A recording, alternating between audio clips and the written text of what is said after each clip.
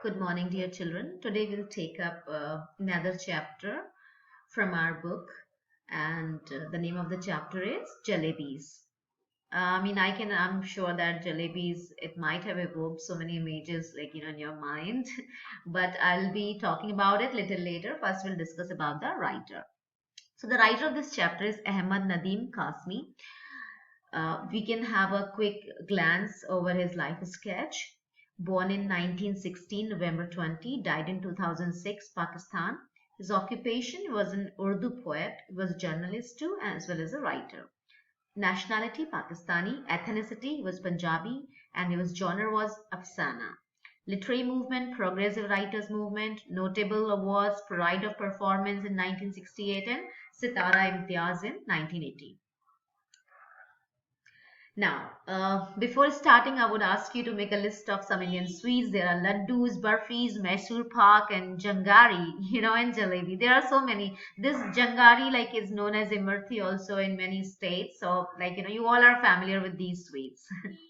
Now, coming to jalebis, jalebi it's a kind of very sweet. It's popular in countries of the Indian subcontinent as well as many other countries in the Middle East.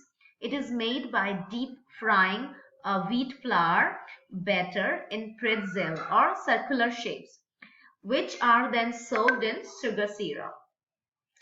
Now, about the author, he was an Urdu and English language Pakistani poet, journalist, literary critic, dramatist, and short story author. He wrote some 50 books on topics such as poetry, fiction, criticism, journalism, and art, and was a major figure in contemporary Urdu literature.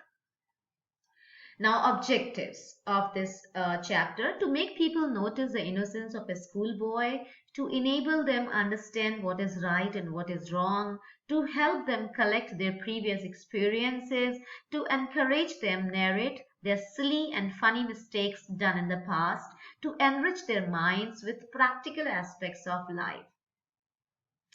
Now let's start with the summary of the chapter.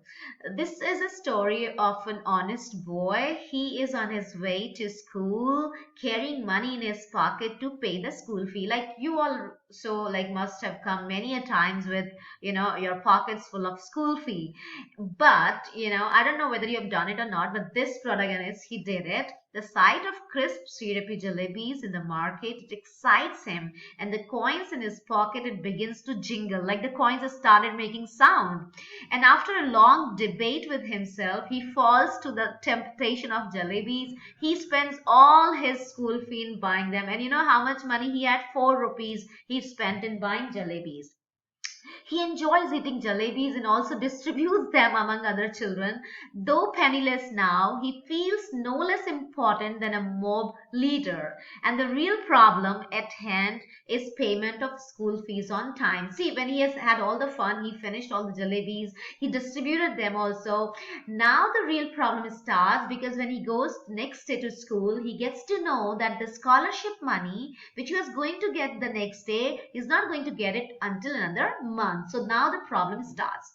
Remorseful and scared, he prays to God for monetary help. He makes matters look normal but prays harder than ever. But he gets no help from God, and later in life he realizes that God cannot meet everybody's demand, of course.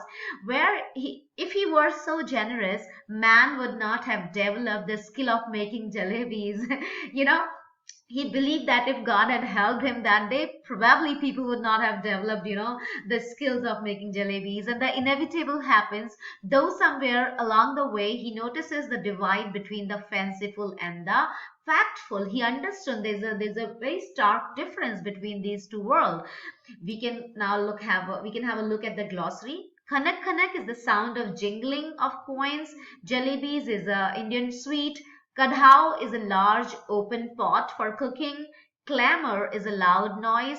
Kissa khatam paisa hazam. It's a Urdu word kind of. It's like in English, it is like a kind of story. Literally, story ends. Blabbering is talking confusedly. Prestige is respect, and persuasion is coaxing, like forcing. Gully is narrow lane. Chabutra is a platform. Again, it's a Urdu word, it's not an English word. Jalebi wielding hand is the hand that held jalebies. Gobbled means to eat quickly. Summoned is to call someone. Virtuous is good and noble. Farishta is an angel. Farishta is again a Urdu word. Racket is uproar, loud noise. Crouching is sitting, hiding. Surats is verses from the Holy Quran, and Ayatul Kursi is title of a verse in the Holy Quran. Treasury is wealth. Halwai is a sweetmeat seller. Thanga is a two-wheeled horse-drawn vehicle. And chaprasi is peon. Again, it's a Urdu word.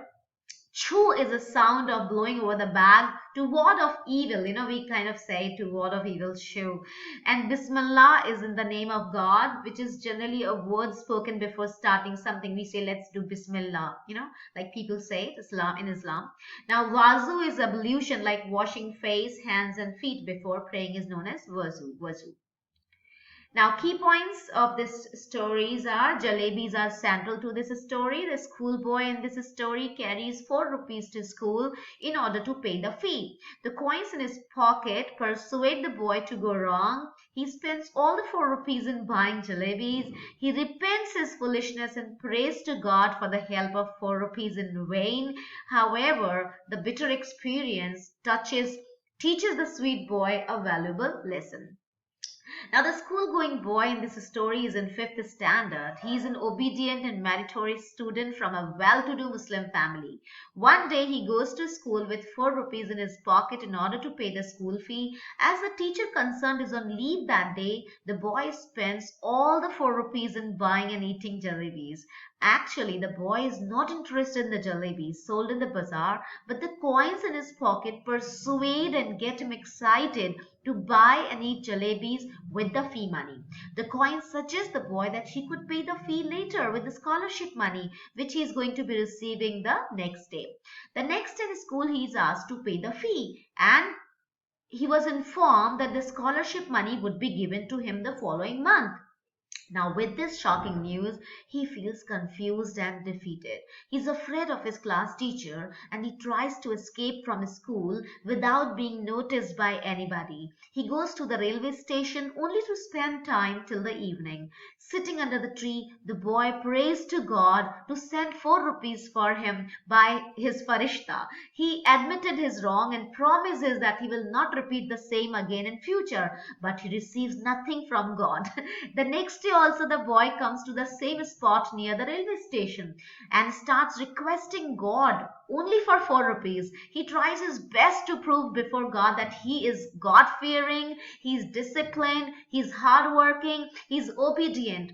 He goes on persuading God till the evening in vain. Then he decides to come to the same place the next day in order to observe namaz to Allah Miah very strictly after washing his body and changing clothes. Meanwhile, his parents get the news of his continuous absence in school, and we can very well imagine what he would have faced like afterwards. But the boy up to his class 8th is not able to understand as to why God has not given him a single paisa. What loss he suffers from with the help of only 4 rupees to an innocent and devoted child like him. When the boy gets his maturity, he finally understands that if Allah Miah were to provide all for the asking, the man would have today be living in nests like vultures and crows and would not have learned the art of making jalebis. And this interesting story reveals us how an obedient boy is easily excited to do something wrong innocently. It also tells us to be responsible and kind enough towards small children. Now, the moral of the story is look before you leap. It means whatever we want to do in life, we must be very, very careful about the future consequences. If our plans fail, we will suffer a lot, and sometimes our future may get spoiled if we are not careful and mindful of what we are doing and what we want to do. One must be confident about one's success, but one must not be overconfident.